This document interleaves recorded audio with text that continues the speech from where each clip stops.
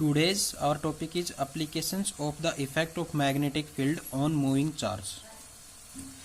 Actually जो magnetic field का use है किसी भी मूविंग चार्ज पार्टिकल को एक्सेलरेट करने के लिए किया जाता है। इस डिवाइस को हम पार्टिकल एक्सेलरेटर का नाम भी दे सकते हैं। जैसा कि आप 12th क्लास में पढ़ोगे, जो साइक्लोट्रॉन है उसके अंदर कैसे चार्ज पार्टिकल मैग्नेटिक फील्ड के अंदर एक डीज से दूसरे डीज के अंदर एक्सेलरेट करता हुआ टारगेट को हिट करता है।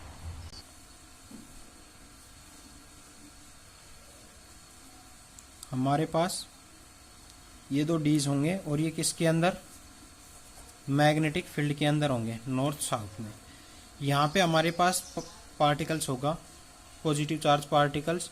वो क्या करेगा, ऐसे मूविंग करता हुआ, एक्सेलरेट करता हुआ, जब ये इस डीज में आएगा D1 और D2, जब D2 में आएगा तो टुवार्ड्स D1 की तरफ एक्सेलरेट करेगा, और D1 में आएगा तो इसमें पॉजिटिव चार्ज और इसकी तरफ क्या करेगा, एक्सेलरेट करेगा, और ये ऐसे घूमता घूमता हुआ क्या करेगा, हिट द टारगेट, टारगेट को हिट करेगा।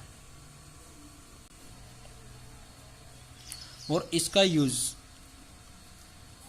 Bombarding of nucleus and study structures of nucleus के अंदर किया जाता है। नेक्स्ट जो है हमारा टॉपिक है electric motor, DC electric motor मतलब direct current motor. DC electric motor एक ऐसा डिवाइस है जो convert electrical energy into mechanical energy, electrical energy को किसमें, मैकेनिकल एनर्जी में कन्वर्ट करता है। अब प्रिंसिपल देखिए, इसका प्रिंसिपल है इसका कि जब हम करंट कैरिंग कंडक्टर को रखेंगे किसी भी मैग्नेटिक फील्ड की डायरेक्शंस में या मैग्नेटिक फील्ड के अंदर, तो वो जो मैग्नेटिक फील्ड है उसके ऊपर करंट कैरिंग कंडक्टर के ऊपर क्या लगाएगा, फोर्स लगाएगा, जिसके कारण वो क्या करेगा, रोटेशनल मोशन में आ जाएगा, मतलब चक्कर लगाना स्टार्ट कर देगा। कौन, करंट कैरिंग कंडक्टर, किसके कारण, मैग्नेटिक फील्ड के कारण। तो देखो क्या है principle, the electric motor is based on the principle that when a current carrying conductor is placed in a magnetic field it experience a force. क्या करेगा, उसके ऊपर फोर्स लगाएगा, कौन, magnetic field current carrying conductor के अंदर, और जो करंट कैरिंग कंडक्टर है वो क्या करना स्टार्ट हो जाएगा, चक्कर लगाना स्टार्ट हो जाएगा। अब देखो कैसे, क्या प्रोसेस है इसका। कंस्ट्रक्शंस, जो इलेक्ट्रिक मोटर है वो इन 5 कंपोनेंट से मिलके बनती है। Armatures, field magnet, split ring, bruises और बैटरी। ये जो है हमारे पास, ये रेक्टेंगुलर कॉइल जिसको आर्मेचर बोलते हैं। उसके बाद ये हमारे पास फील्ड मैग्नेट है, ये जो मैग्नेट है इसके चारों ओर क्या है, ये फील्ड मैग्नेट। उसके बाद ये दो स्लिट रिंग लगी हुई है, रिंग R1 एंड R2। उसके बाद ये बुश है B1 एंड B2 और दीज आर बैटरी। देखो अब ये जो ब्रुशेस जो होती हैं, जिनको हम स्लाइडिंग कॉन्टैक्ट भी बोल सकते हैं, ये ग्रेफाइट की बनी होती है। क्यों ग्रेफाइट की क्यों बनी होती है, क्योंकि ग्रेफाइट जो है वो गुड कंडक्टर है, किसका, इलेक्ट्रिसिटी का। और इस ग्रेफाइट के अंदर क्या होता है, सेल्फ लुब्रिकेंट प्रॉपर्टी होती है ग्रेफाइट की, मतलब जो है फ्रैक्शन फोर्स लुब्रिकेंट सब्सटेंस पे क्या लगता है, कम लगता है। ठीक है, तो जो ग्रेफाइट की सेल्फ लुब्रिकेंट प्रॉपर्टी होती है जिसके कारण उसके ऊपर फ्रैक्शन फोर्स नहीं लगता।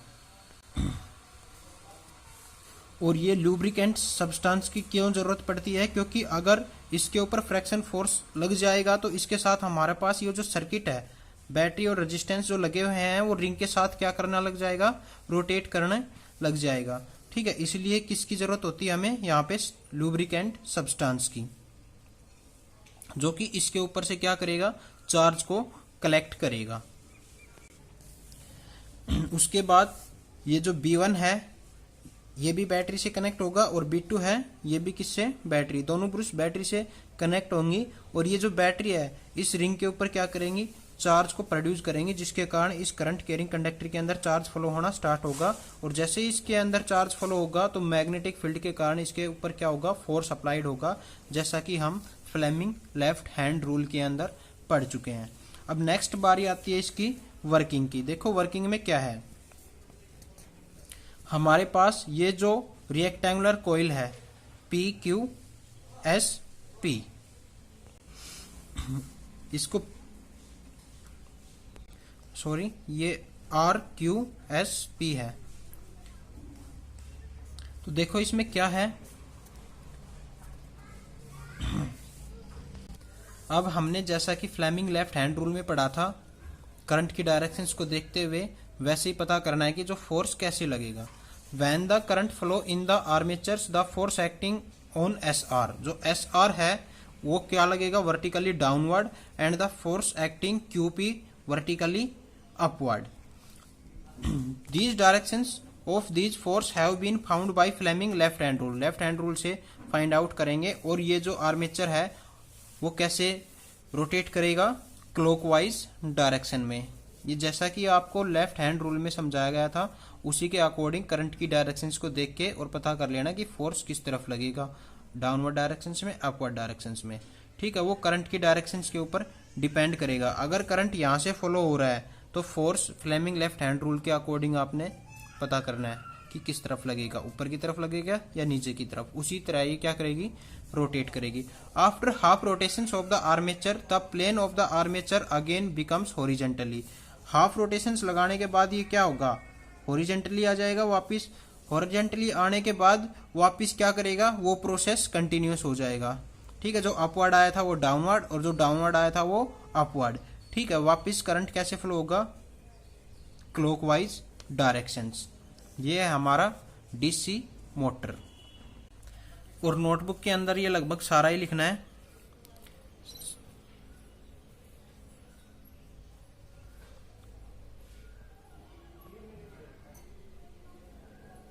इसको यहां तक लिख लेना, ब्रूसेस और स्लिटरिंग को, उसके बाद ये कंप्लीटली यहां तक लिखना है।